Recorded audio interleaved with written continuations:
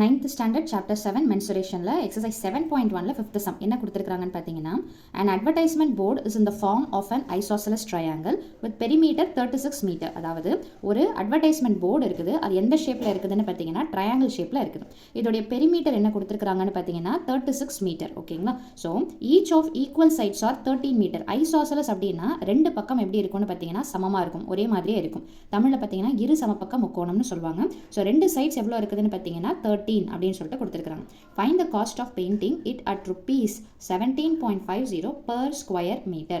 Square மீட்டர்னு வந்தாலே நம்ம எதை கண்டுபிடிக்கணும்னு பார்த்தீங்கன்னா ஏரியாவை கண்டுபிடிக்கணும். ஸோ முதல்ல ட்ரையாங்கிளுக்கு 3 சைட்ஸ் இருக்குது இல்லைங்களா? ஸோ இது ஏன்னு வச்சுக்கலாம், இது பின்னு வச்சுக்கலாம். ஸோ சீன்ற சைடு தெரியாது. அப்போ நம்ம என்ன பண்ணலாம்னு பார்த்தீங்கன்னா a plus b plus c அந்த மூணுத்தோடைய வேல்யூவை ஆட் பண்ணால் எனக்கு பெரிமீட்டர் கிடைக்கும். தட் இஸ் என்னென்னு பார்த்தீங்கன்னா 36 மீட்டர். இப்போது இதை a இதை பின்னு வைக்கிறேன்னா நம்ம சப்ஸ்டியூஷன் பண்ணும்போது என்ன வரும் அப்படின்னு பார்த்தீங்கன்னா ஏக்கு பதிலாக 13, பிக்கு பதிலாக 13, c தெரியாது, அப்படியே வச்சுக்கோங்க. is equal to 36. இப்போ இது ரெண்டுத்தையும் ஆட் பண்ணிங்கன்னா என்ன கிடைக்கும் அப்படின்னு பார்த்தீங்கன்னா 26 plus c is equal to 36. அப்போ c வேணும்னா என்ன பண்ணலாம் அப்படின்னு பார்த்தீங்கன்னா 36 minus 26ன்னு போட்டுக்கோங்க. ஸோ 36ல் 26 போச்சுன்னா என்ன வரும்னு பார்த்தீங்கன்னா 10. ஸோ சியோடைய வேல்யூ என்னென்னு பார்த்தீங்கன்னா 10 மீட்டர். ஓகேங்களா? இப்போ நம்ம ஹெரான்ஸ் ஃபார்முலாவுக்கு என்ன வேணும் அப்படின்னு பார்த்தீங்கன்னா எஸ்ன்றது வேணும். ஸோ எஸ்ஸுக்கு என்ன ஃபார்முலா அப்படின்னு பார்த்தீங்கன்னா இப்போ ஏபிசியை நம்ம கண்டுபிடிச்சாச்சு. ஏ 13, பி 13, சியோடைய வேல்யூ 10. எஸ் கண்டுபிடிக்கணும்னா என்ன ஃபார்முலான்னு பார்த்தீங்கன்னா A plus B plus C divided by 2. கரெக்டுங்களா? ஸோ இப்போ ஏ ப்ளஸ் பி ப்ளஸ் சியோடைய ஆன்சர் தான் நமக்கு என்னென்னு இருக்குதுன்னு பார்த்தீங்கன்னா 36. ஸோ நீங்கள் ஸ்ட்ரெயிட்டாகவே 36 டிவைடட் பை 2ன்னு போட்டுக்கலாம்.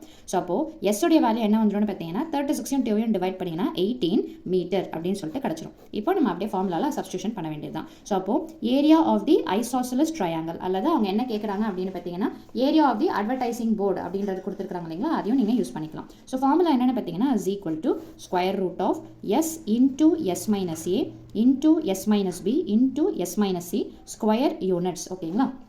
இப்போ வேல்யூ சப்ஸ்டியூஷன் பண்ண போகிறோம். எஸ்ஸோடைய வேல்யூ 18, எஸ் மைனஸ் ஏ உடைய வேல்யூ 13, அதே மாதிரி எஸ் மைனஸ் பி 18, பி உடைய வேல்யூவும் 13, எஸ் மைனஸ் சி. அப்போ 18 மைனஸ் சி நம்ம என்ன கண்டுபிடிச்சிருக்கிறோம்னு பார்த்தீங்கன்னா 10. அவ்வளோதான். ஸோ அப்போது நெக்ஸ்ட் ஸ்டெப்பில் பார்த்தீங்கன்னா 18 இதை சப்ட்ராக்ட் பண்ணிங்கன்னா 5ன்னு சொல்லிட்டு வரும். அதே மாதிரி இதை சப்ட்ராக்ட் பண்ணாலும் 5ன்னு வரும். 18ல் 10 போச்சுன்னா என்ன வரும்னு பார்த்தீங்கன்னா 8. இப்போது ரூட்டை பொறுத்த வரைக்கும் 2 தடவை வந்ததுன்னா அதை நம்ம என்ன பண்ணலாம்னு பார்த்தீங்கன்னா ஒரு தடவை ரூட்டுக்கு வெளியே எடுத்து எழுதலாம். ஸோ அப்போ மீதி என்ன இருக்குதுன்னு பார்த்தீங்கன்னா 18.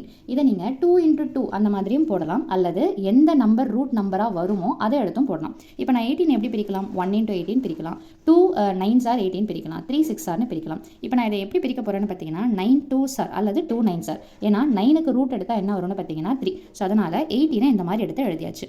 8 எப்படி பிரிக்கலாம்னு பார்த்தீங்கன்னா 2 into 2 into 2 அப்படியும் போடலாம், அல்லது 4 2s are 8 அப்படின்னும் போட்டுக்கலாம். இப்போ இங்கே பாருங்கள் 2 தடவை வந்ததுன்னா ரூட்டுக்குள்ளே அதை ஒரு தடவை வெளியே எடுத்து எழுதலாம். ஸோ அப்படி பார்த்தீங்கன்னா ஆல்ரெடி 5 இருக்கு. இந்த 2 தடவை ரூட்டுக்குள்ள வரத ஒரு தடவை ரூட் இல்லாமல் எடுத்து எழுதலாம். அப்போ மீதி உள்ள என்ன இருக்குதுன்னு பார்த்தீங்கன்னா 9. 9க்கு ரூட் எடுத்தால் என்ன வரும்னு பார்த்தீங்கன்னா 3. 3 3s are 9. அப்போது ரூட் எடுத்தீங்கன்னா ஒரு தடவை 3 எடுத்து எழுதணும். அடுத்தது பார்த்தீங்கன்னா 4க்கு ரூட் எடுத்திங்கன்னா என்ன வரும்னு பார்த்தீங்கன்னா 2. ஸோ இது ஒரு கான்செப்ட். இல்லைனா நம்ம எல்சிஎம் மெத்தடில் போடுற மாதிரி ப்ரைம் ஃபேக்டரைசேஷன் மெத்தடில் போட்டு இந்த எல் ஷேப்டு மெத்தடில் போட்டும் நம்ம போடலாம். ஓகேங்களா? ஸோ இப்போ இதை மல்டிப்ளை பண்ண போகிறோம். எப்படி பண்ணலான்னு பார்த்தீங்கன்னா 5 2s are 10, 3 2s are 6. அப்போ 10ஐயும் 6ஐயும் மல்டிப்ளை பண்ணிங்கன்னா என்ன கிடைக்கும்னு பார்த்தீங்கன்னா 60. இது ஏரியான்றதுனால 60 மீட்டர் ஸ்கொயர் அப்படின்னு சொல்லிட்டு வச்சுக்கிறோம். இப்போது கொஸ்டினில் என்ன கேட்டிருக்கிறாங்கன்னு பார்த்தீங்கன்னா 1 மீட்டர் ஸ்கொயருக்கு எவ்வளோ ரூபா அப்படின்னு பார்த்தீங்கன்னா 17.50. ஸோ அப்போ என்ன அப்படின்னு பார்த்தீங்கன்னா cost of painting per metre square. So அப்போ cost of painting per metre square ஒரு சதுர மீட்டருக்கு எவ்வளோ ரூபா ஆகும்னு சொல்கிறாங்கன்னு பார்த்தீங்கன்னா 17.50. நமக்கு டோட்டலாக எவ்வளோ கிடச்சிருக்குதுன்னு பார்த்தீங்கன்னா தேர்ஃபோர் காஸ்ட் ஆஃப் பெயிண்டிங் எவ்வளோ மீட்டர் ஸ்கொயர் 60 மீட்டர் ஸ்கொயர். என்ன பண்ணணும்? ஒன்றுத்துடைய அளவை கொடுத்துட்டு நிறைய அளவு கேட்குறாங்கன்னா மல்டிப்ளை பண்ணணும். ஸோ அப்போ 17.50 into 60. இது மல்டிப்ளை பண்ணுறது ரொம்ப சிம்பிள். இங்கே ஒரு 0 இங்கே ஒரு 0. ஸோ அப்போது லாஸ்ட்டில் 2 0 போட்டுக்கோங்க. அப்போ ஜஸ்ட் நான் 6ஆல் மட்டும் மல்டிப்ளை பண்ணால் போதுமானது. 6 5s are 30, remainder 3. 6 7s are 42, remainder 3 add பண்ணிங்கன்னா என்ன வரும்னு பார்த்தீங்கன்னா 45.